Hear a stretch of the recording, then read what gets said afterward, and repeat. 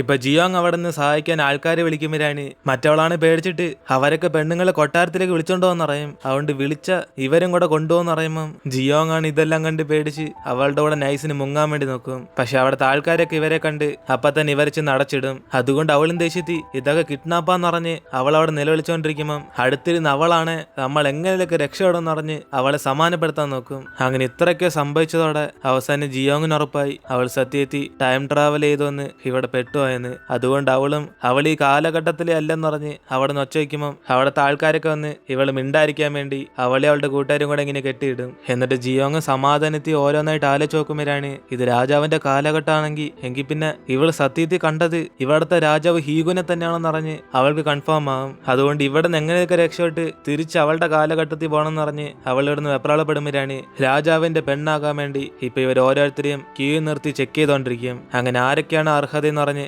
അവര് തീരുമാനിച്ചുകൊണ്ടിരിക്കുമ്പം ഇത് കാണുന്ന ജിയോങ് ആണ് പേടിച്ചിട്ട് എങ്കിൽ പിന്നെ അവൾ ഇതുപോലെ ചൂസ് ചെയ്തെടുക്കുകയും ചെയ്യും. അതുകൊണ്ട് അവൾ ഇവിടെ വന്ന പെട്ട തന്നെ ദുരന്തം എന്ന് പറഞ്ഞുകൊണ്ടിരിക്കുമ്പം അടുത്തിരുന്നതെല്ലാം കേൾക്കുന്ന ഗിൽഗുമാണ് എവിടെ നിന്ന് വന്നു വിട്ടാലും ഈ സംഭവത്തിൽ നിന്ന് രക്ഷപ്പെടാൻ പറ്റത്തില്ലെന്ന് പറയും. അങ്ങനെ അതിനേശം അവിടുത്തെ ഇൻസ്പെക്ടറും അടുത്തായിട്ട് ജിയോങ്ങിനെ വിളിച്ച് അവളുടെ പ്രായം ചോദിക്കുമ്പം അവൾക്ക് 27 വയസ്സായതുകൊണ്ട് ഇവൾക്ക് പ്രായം കൂടുതലാന്ന് അവൾ അവോയ്ഡ് ചെയ്യും. അതുകൊണ്ട് അവളാണ് ആശ്വസതി രാജാവിന്റെ പെണ്ണാകണ്ടെങ്കിൽ നീയും പ്രായം കൂട്ടി പറഞ്ഞെന്ന് പറഞ്ഞ് മറ്റവൾക്ക് സിഗ്നൽ അണിക്കുമ്പം അവൾ അടുത്തേക്ക് വന്നിട്ട് അവൾക്കൊരു 30 വയസ്സായെന്ന് പറയും. അപ്പോഴാണ് ഇത് കേട്ട് അവരാണ് കണ്ടിട്ട് 17 വയസ്സായിട്ട് തോന്നുള്ളെന്ന് പറഞ്ഞ് അവർ ഏകദേശം കറക്റ്റായിട്ട് കണ്ടെത്തുമ്പം ഗിൽഗുമും പേടിച്ചിട്ട് 30 അല്ലെങ്കിൽ ഒരു 25 വെച്ചോ എന്ന് അവള് പറയുമ്പോ തന്നെ ആ ഇൻസ്പെക്ടർ ഇവളെയും വേണ്ടെന്ന് പറഞ്ഞ് അങ്ങോട്ടേക്ക് പറഞ്ഞേക്കും. ഇതേ സമയം ഇവരന്വേഷിച്ച് രാജാവിന്റെ ആൾക്കാരായിട്ട് ആ ഫോറസ്റ്റ് തപ്പിക്കൊണ്ടിരിക്കുമ്പോഴാണ് അവർക്കാണ് സംശയം വരും ചിലപ്പോ ഗവർണറിന്റെ ആൾക്കാരൊക്കെ വന്ന് അവരെ വിളിച്ചോണ്ടുപോയി കാണുമെന്ന്. അതുകൊണ്ട് ഇത് കേൾക്കുന്ന ഹീഗോനാണ് എങ്കിൽ പിന്നെ അവൾ അവിടെ വെച്ച് കാണാൻ പറഞ്ഞ് അവന് സന്തോഷത്തിരിക്കും. എന്നിട്ട് രാജാവിന്റെ പെണ്ണായിട്ട് ചൂസ് ചെയ്യാത്തവരൊക്കെ അടുക്കളയിൽ ജോലി ചെയ്യാൻ വേണ്ടി പറഞ്ഞയക്കുമ്പം ജിയോങ് ആണ്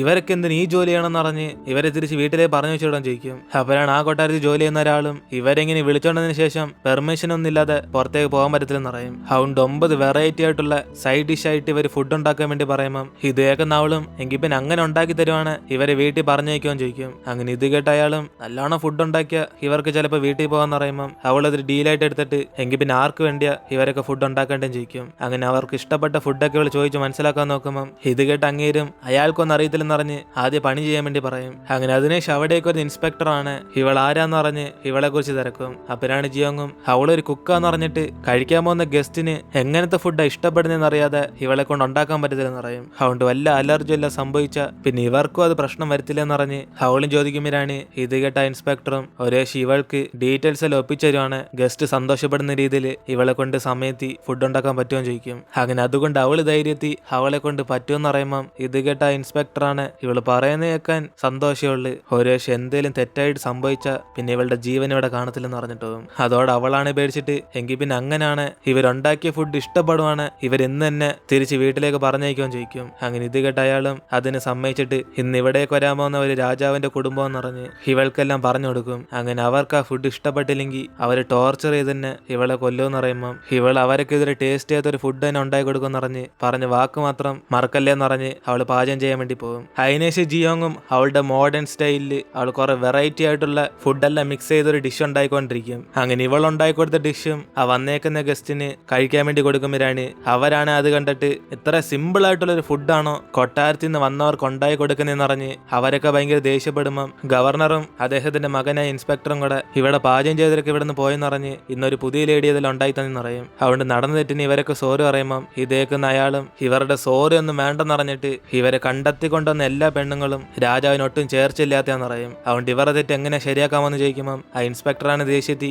അപ്പൊ തന്നെ പാചകം ചെയ്ത് എല്ലാവരും കൂടെ വിളിച്ചോണ്ട് വന്നിട്ട് അവർ ശിക്ഷിക്കാൻ വേണ്ടി പോകും. അപ്പോഴാണ് ഇത് മനസ്സിലാക്കുന്ന ജിയോങ് ആണ് പേടിച്ചിട്ട് ഇവര് ഫുഡ് പോലും ടേസ്റ്റ് ചെയ്ത് നോക്കിയില്ല അതിന് എന്ത് കോപ്പറായി കാണിക്കുന്നതെന്ന് പറഞ്ഞ് അവൾ അങ്ങേരോടൊക്കെ ഫുഡ് ആദ്യം ടേസ്റ്റ് ചെയ്ത് നോക്കാൻ പറയും. അപ്പോഴാണ് കൊട്ടാരത്തിൽ നിന്ന ചീഫ് സെക്രട്ടറി ആണ് ഫുഡ് കഴിച്ചു നോക്കിയാൽ മാത്രം എന്തുവാ ഇത് അടിപൊളിയായിട്ടാണ് ഇരിക്കാൻ പോകുന്നതെന്ന് പറഞ്ഞ് അവളോട് തിരിച്ചു വയ്ക്കുമ്പം അവളും കഴിച്ചു നോക്കിയല്ലേ അത് നിങ്ങൾക്ക് അറിയത്തുള്ളെന്ന് പറഞ്ഞ് അത് കാണാൻ സിമ്പിൾ മീറ്റ് ആണെങ്കിലും അതിനകത്ത് കുറെ ഫുഡൊക്കെ ഉണ്ടെന്ന് പറയും. അപ്പോഴാണ് ഇത് കേട്ട് ചീഫ് സെക്രട്ടറിയും ഗവർണർ ഇവരെ നല്ലോണം തൃപ്തിപ്പെടുത്താത്തോണ്ട് അവര് കുറച്ച് സർപ്രൈസ് ഒക്കെ തരാന്ന് പറഞ്ഞ് ഗവർണറിന്റെ പേരക്കുട്ടിയെ രാജാവിന്റെ പെണ്ണാക്കാൻ പോവാന്നറിഞ്ഞ് ഇവര് പിടിച്ചോണ്ട് വരും. കാരണം അവളെ മാത്രം ഇങ്ങനെ പിടിച്ചോണ്ടായിരിക്കാൻ വേണ്ടി അവര് നാട് കടത്തി വിട്ടയാ. പക്ഷെ ഇത് മനസ്സിലാക്കി ആ ചീഫ് സെക്രട്ടറിയും അവർ ആൾക്കാരെ പറഞ്ഞ് അവളിപ്പോ പിടിച്ചോണ്ടെന്ന്. ഇത് കണ്ട് ഗവർണറും ദേഷ്യത്തിലാകുമ്പം ആ ചീഫ് സെക്രട്ടറിയും ഒരേശെ ആ ലേഡി പറഞ്ഞ പോലെ ഫുഡ് ഭയങ്കര ടേസ്റ്റ് ആയിട്ട് ചെയ്യുന്നുണ്ടെങ്കിൽ ഇദ്ദേഹത്തിന്റെ പേരക്കുട്ടിയെ ഇവിടുന്ന് കൊണ്ടുപോകത്തില്ലെന്ന് പറയും. ഖുറൈഷ് ഫുഡ് ഇഷ്ടപ്പെട്ടില്ല, പിന്നെ രാജാവിന്റെ പെണ്ണായിട്ട് ഇവൾ ഇവിടുന്ന് കൊണ്ടുപോകുന്നു അയാളും പറയുമ്പോഴാണ് ഇത് കേൾക്കുന്ന ജിയോനും ഇവൻ ഫുഡ് ടേസ്റ്റ് ചെയ്താലും അത് കൊള്ളത്തില്ലെന്നാണല്ലോ പറയുന്നതെന്ന് അവള് പഠിച്ച ഹിസ്റ്ററിയൊക്കെ വെച്ച് ഇങ്ങനെ ഓർത്തുപോയിക്കൊണ്ടിരിക്കും. അതേസമയം ആ ചീഫും ഖുറൈഷ് ഫുഡ് ഇഷ്ടപ്പെട്ടില്ല, പിന്നെ ഇവളുടെ ജീവൻ എടുക്കുമെന്ന് പറയുമ്പം ജിയോനാണ് പേടിച്ചിട്ട് ഇവിടെ വെച്ച് അവളുടെ ജീവനും പോകുന്നറിഞ്ഞ് അവൾ കോൺഫിഡന്റ് ആയിട്ട് അവളുടെ ഫുഡ് അടിപൊളിയായിരിക്കും പറഞ്ഞ് ഇവൾ ഓക്കെ പറയും. അതുകൊണ്ട് തന്നെ അവരെ ഫുഡ് ടേസ്റ്റ് ചെയ്ത് നോക്കുമ്പോഴാണ് ഇവർക്ക് ആ ഫുഡ് കഴിച്ചു നോക്കുമ്പോൾ അങ്ങ് സ്വർഗത്തെത്തിയ ഫീൽ കിട്ടും. കാരണം അത്രയ്ക്കും അടിപൊളിയായിട്ടുള്ള ടേസ്റ്റാണ് ഇവർക്ക് ഫീൽ ചെയ്യുന്നത്. ഇങ്ങനത്തെ ഒരു ഫുഡ് അവരുടെ ജീവിതത്തിൽ കഴിച്ചിട്ടില്ല. പക്ഷെ അവസാനം ഇവരാണ് ഇതൊരു സിമ്പിൾ ഫുഡാന്ന് പറഞ്ഞ് മനപ്പൂർവ്വം ഇത് കൊള്ളത്തില്ലെന്ന് പറയും. അപ്പോഴാണ് അടുത്ത സെക്കൻഡ് ഗവർണറാണ് ആ ഫുഡ് ടേസ്റ്റ് ചെയ്ത് നോക്കിയിട്ട് എന്റെ പേരക്കുട്ടിയെ കൊണ്ടുപോകാൻ വേണ്ടി നീ വെറുതെ കള്ളം പറയില്ലെന്ന് പറഞ്ഞ് അയാൾ ദേഷ്യപ്പെടും. അങ്ങനെ ആ സമയത്ത് അയാളുടെ മകൻ ഇൻസ്പെക്ടറാണ് അങ്ങനെയൊന്നും ചെയ്യില്ല അച്ഛൻ പറഞ്ഞ് തടഞ്ഞു നിർത്തിയിട്ട് അയാൾ ദേഷ്യത്തി പാചകം ചെയ്ത് എല്ലാരും കൂടെ ഇപ്പൊ തന്നെ വെട്ടി കൊല്ലാൻ വേണ്ടി പറയും. അങ്ങനെ ആദ്യം ജിയോങ്ങിന്റെ തല വെട്ടിക്കളയാൻ വേണ്ടി പോകുമ്പം അവളാണ് ഇവിടെ മൊത്തത്തിൽ പേടിച്ച് ഇവിടെ വെച്ച് അവൾ മരിച്ചു എന്നറിഞ്ഞ് അവൾക്ക് അവളുടെ അച്ഛനെ കണ്ടെന്നൊക്കെ വിചാരിച്ചോണ്ടിരിക്കും. അങ്ങനെ ആ ഒരു സമയത്താണ് അവിടേക്ക് രാജാവ് എത്തുന്നത്. അതുകൊണ്ട് എല്ലാരും കൂടെ പേടിച്ച് രാജാവ് വരുന്നോണ്ട് ബഹുമാനം കൊടുക്കുമ്പം ഇത് കാണുന്ന അവളാണ് ഇവിടെ ആരാ വരുന്നതെന്ന് പറഞ്ഞ് അവളും കുറച്ച് പേടിച്ചൊക്കെ ഇരിക്കും. അതിനേശം അവിടേക്ക് വന്ന രാജാവാണ് നേരെ ഇവളുടെ അടുത്തേക്ക് വന്നിട്ട് ഇവൾ ഉണ്ടാക്കിയ ഫുഡ് അവൻ ടേസ്റ്റ് ചെയ്ത് നോക്കാന്ന് പറയുമ്പം ഈ ശബ്ദം കേട്ട് അവളാണ് ഈ ശബ്ദം ഇതിനും എവിടോ കേട്ടിട്ടുണ്ടല്ലോ എന്ന് പറഞ്ഞ് അവളിങ്ങനെ ഓർത്ത് പോയിക്കൊണ്ടിരിക്കും. അപ്പോഴാണ് അവളും തിരിഞ്ഞു നോക്കുമ്പോ ഇതാ പ്രാന്തനില്ലെന്ന് പറഞ്ഞ് സത്യത്തിൽ ഇവനായിരുന്നു രാജാവെന്ന് അവള് മൊത്തത്തിൽ പെട്ടുപോകും. അതിനുശേഷം അവൻ ഇവളെ കണ്ട് ഗിന്നു പ്രേതമേ നീ എഴുന്നേക്ക് എന്നതിന് അവളോട് പറയുമ്പം ഇവള് തിരിച്ചൊന്നും പറയാതെ ഇതിനും ഭേദം ചാകുന്നേരെന്ന് പറഞ്ഞ് അവനെ നോക്കി ചിരിച്ചുകൊണ്ടിരിക്കും. അങ്ങനെ അതിനുശേഷം രാജാവായിട്ടുള്ള അവനും ആ ഫുഡ് ടേസ്റ്റിന് മുമ്പേ ആദ്യം ഇവളൊന്ന് ടേസ്റ്റ് ചെയ്യാൻ പറയുമ്പം അവളത് കഴിച്ചു നോക്കിയിട്ട് ഇവനൊരു ഫുഡി ആയിട്ടുള്ള രാജാവായതുകൊണ്ട് മിക്കവാറും ഇവളുടെ ടേസ്റ്റ് അവന് മനസ്സിലാവെന്ന് പറഞ്ഞ് അവള് ധൈര്യത്തിലൊക്കെ ഇരിക്കും. അതുകൊണ്ട് അടുത്തായിട്ട് അവൻ ആ ഫുഡ് ടേസ്റ്റ് ചെയ്ത് നോക്കുമ്പോഴാണ് അവന്റെ ജീവിതത്തിൽ ആദ്യമായിട്ടാണ് ഇങ്ങനെ ഫുഡ് കഴിക്കുന്നത്. അതുകൊണ്ട് അവനും സ്വർഗത്തിൽ ചെന്നിട്ട് ഇതിനകത്ത് എന്തൊക്കെയോ ഉണ്ടെന്നറിഞ്ഞ് അവൻ എന്തൊക്കെയോ ഇതിനകത്ത് ചേർത്തേം ചോദിക്കുമ്പം അവളാണ് കുറെ ഐറ്റം ഉണ്ടെന്നറിഞ്ഞ് ഇത് സ്പെഷ്യൽ ആയിട്ടുള്ള ഒരു മീറ്റാന്ന് പറയും. അപ്പോഴാണ് ഇത് കേട്ട അവനും ഐറ്റം അങ്ങനത്തെ സാധനമൊക്കെ അങ്ങനെ കുറെ സാധനമൊക്കെ ഇതിനകത്തുണ്ടല്ലേ കൊള്ളാം. ഇന്നത്തെ ദിവസം തന്നെ നിന്നെ 2 പ്രാവശ്യം നിന്റെ പാചകക്കാരനെ മിണ്ടാതാക്കി. സത്യത്തിൽ നീ പറഞ്ഞ പോലെ നീ ഒരു പാചകക്കാരി തന്നെ എന്നിന് അവനും പറയുമ്പം അവളാണ് ഭയങ്കര സന്തോഷത്തി ഇവനെങ്കിലും ഫുഡിന് ടേസ്റ്റ് മനസ്സിലായല്ലോന്ന് പറഞ്ഞ് അവൾ ഹാപ്പി ആയിട്ടൊക്കെ ഇരിക്കുമ്പം അവനും ആണുങ്ങളല്ലേ പാചകം ചെയ്യുന്ന ഇവൾക്ക് എങ്ങനെ ഇത്ര കിടിലായിട്ട് പാചകം ചെയ്യാൻ അറിയാൻ ചോദിക്കും. അപ്പോഴാണ് അവളും അവളുടെ അച്ഛൻ കാരണം ഇവൾ ഈ പാചകമൊക്കെ പഠിച്ചെന്ന് പറഞ്ഞ് അവൾക്ക് ഇങ്ങനെ ഫുഡ് ഉണ്ടാക്കാൻ ഇഷ്ടമെന്ന് പറയുമ്പം ഇത് കേട്ട് അവനാണ് ഇവളുടെ പേരും ഇവളുടെ വയസ്സൊക്കെ ചോദിച്ച് മനസ്സിലാക്കാൻ നോക്കും. അപ്പോഴാണ് അവളും അവളുടെ പേര് ജിയോങ് എന്ന് പറഞ്ഞിട്ട് അവൾക്ക് 27 വയസ്സായെന്ന് പറയുമ്പം ഇത് കേട്ട് അവനാണ് ഞെട്ടിപ്പോയി 27 വയസ്സായി നിനക്ക്, അങ്ങനെയാണ് നിന്റെ ഭർത്താവ് എവിടാ എന്നിട്ട് ഇവൻ ചോദിക്കുമ്പം അവളും ഭർത്താവൊന്നുമില്ല അവൾ ഇതുവരെ കല്യാണം പോലും കഴിച്ചില്ലെന്ന് പറയും. ഇത് കേട്ട് അവനും ഇത്രയും പ്രായമായിട്ട് കല്യാണം കഴിച്ചില്ലേ, ഷോ കഷ്ടം തന്നെ, എങ്കിൽ പിന്നെ നിന്റെ വീട് എവിടാ എന്നിട്ട് അവനും ഓരോന്നിങ്ങനെ ചോദിക്കുമ്പം ഇതേക്കുന്ന അവളും സത്യം പറഞ്ഞ ഇവൻ തിരിച്ചു ഹെൽപ്പ് എല്ലാം ചെയ്യുമെന്ന് പറഞ്ഞ് അവൾ ഇവനോട് സത്യം പറയാൻ തീരുമാനിക്കും. അങ്ങനെ 500 വർഷം ഇവിടെ നിന്ന് ഫ്യൂച്ചറിൽ നിന്ന് വന്നേക്കുവാന്ന് പറഞ്ഞ് ഇവനോട് ആ കാര്യം പറയുമ്പോഴാണ് ഇത് കേട്ട് അവനാണ് അപ്പൊ അതുകൊണ്ടാണല്ലേ കല്യാണം കഴിക്കാത്ത, നിനക്ക് തലയ്ക്ക് കുറച്ച് പ്രശ്നമുണ്ട്, എന്തായാലും നീ കിടിലായിട്ട് ഫുഡ് ഉണ്ടാക്കിയോണ്ട് ഞാൻ നിന്നെ വെറുതെ വിടുക എന്നിന് അവനും പറയുമ്പം ഇവളാണ് ചമ്മിപ്പോയിട്ട് ഇവൻ ഇവളൊരു ഭ്രാന്തിയായിട്ട് വിചാരിച്ചോന്ന് അവൾക്ക് നാണക്കേടാകും. പക്ഷെ ഇത് ആരോടും പറഞ്ഞാലും അവർ ഇതേപോലെ പറയത്തുള്ളെന്ന് പറഞ്ഞ് അവളിതൊക്കെ മനസ്സിലാക്കി എടുക്കുമ്പം അവിടുന്ന് ചീഫാണ് സംസാരിച്ചൊക്കെ മതി എന്നറിഞ്ഞ് അവളെ പുറമോട്ട് വരാൻ പറയും. അതിനുശേഷം അവളാണ് ഇവൾ ഇപ്പോഴെങ്കിലും ഇവിടുന്ന് രക്ഷപ്പെടുത്തി തരുമെന്ന് പറഞ്ഞ് ആലോചിച്ചോണ്ടിരിക്കുമ്പം രാജാവ് പെട്ടെന്ന് പറയും ഇവളെയും അവളുടെ കൂടെയുള്ള മറ്റേ പെങ്കൊച്ചിനെയും ജയിലിലാക്കി ആൾ ഇവരുടെ കൂടെ കൊട്ടാരത്തിലേക്ക് വിളിച്ചോണ്ട് വരണമെന്ന്. അങ്ങനെ ഇത് കേൾക്കുന്ന അവളാണ് ഇനിയിപ്പോ ഇവന്റെ അടുത്തും പെട്ടോ എന്നറിഞ്ഞ് അവൾ ഇവിടെ ഷോക്ക് അടിച്ചിരിക്കും. അതിനുശേഷം അവനും ആ ഗവർണറിന്റെ പേരക്കുട്ടിയും അവന്റെ കൂടെ കൊട്ടാരത്തിലേക്ക് വിളിച്ചോണ്ട് പോകുന്ന പറയുമ്പം ഇത് കേട്ട് അങ്ങേരാണ് ദേഷ്യത്തിലേക്ക് ഇരിക്കും. പക്ഷെ അടുത്തിരുന്ന അയാളുടെ മകനും വേണ്ടെന്ന് പറഞ്ഞ് തടഞ്ഞോണ്ടിരിക്കും. അങ്ങനെ എല്ലാവരും അവിടുന്ന് പോയതിനു ശേഷം ഗവർണർ മാത്രം ഇവനോട് ദേഷ്യത്തിൽ അവിടെ തന്നെ ഇരിക്കും. ഇത് കണ്ടിട്ട് രാജാവും ഇങ്ങേരെന്ത് ഇവിടെ നിന്ന് പോകാതെ ഇവിടെ തന്നെ ഇരിക്കുന്നതെന്ന് ചോദിക്കുമ്പം ആ ഗവർണറാണ് എന്റെ പേരക്കുട്ടി കൊണ്ടുപോയി നിനക്ക് നാണില്ലെന്ന് പറഞ്ഞ്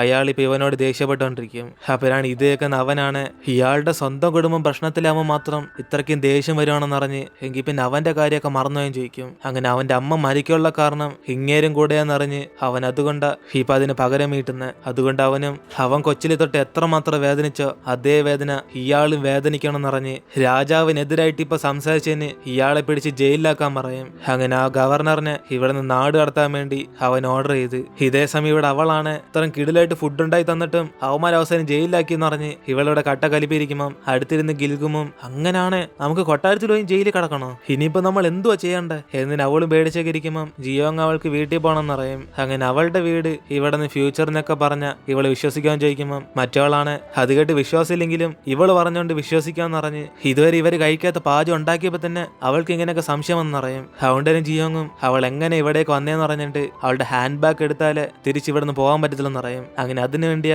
ആ രാത്രിയിൽ മലയുടെ മുകളിലേക്ക് പോകാൻ വേണ്ടി അവൾ സഹായം ചോദിച്ചെന്ന് പറയുമ്പോൾ മറ്റവൾ അവിടേക്ക് പോകണമെങ്കിൽ ആദ്യം ഈ ജയിലിൽ നിന്ന് രക്ഷപ്പെടണമെന്ന് ചോദിക്കും. അപ്പോഴാണ് അവിടേക്ക് ഇവർക്ക് വാക്കുകൊടുത്ത പോലെ ആ ഇൻസ്പെക്ടറും അയാളുടെ മകളെ രാജാവിന്റെ പെണ്ണാക്കാൻ വേണ്ടി കൊണ്ടുപോയാലും ഇവൾക്ക് പറഞ്ഞ വാക്ക് പാലിക്കാൻ വേണ്ടി ഇവളിപ്പോ ഈ ജയിലിൽ നിന്ന് പുറത്താക്കും. അങ്ങനെ അതുകൊണ്ട് ഇവൾക്ക് രക്ഷപ്പെടാനുള്ള വഴിയെല്ലാം പറഞ്ഞു കൊടുത്ത് രാജാവ് അറിയാതെ ഇവിടെ നിന്ന് പോകാൻ വേണ്ടി പറയും. അപ്പോഴാണ് ഇവരിങ്ങനെ രക്ഷപ്പെട്ട കാര്യം രാജാവും അറിയാൻ വരുന്നത്. അങ്ങനെ ഈ ഒരു സീനോടെയാണ് നമ്മുടെ ഇന്നത്തെ എപ്പിസോഡ് അവസാനിക്കുന്നത്. ഇതിനുശേഷം എന്തൊക്കെ സംഭവിക്കുമെന്ന് നമുക്ക് വെയിറ്റ് ചെയ്ത് അടുത്ത എപ്പിസോഡിൽ കാണാം.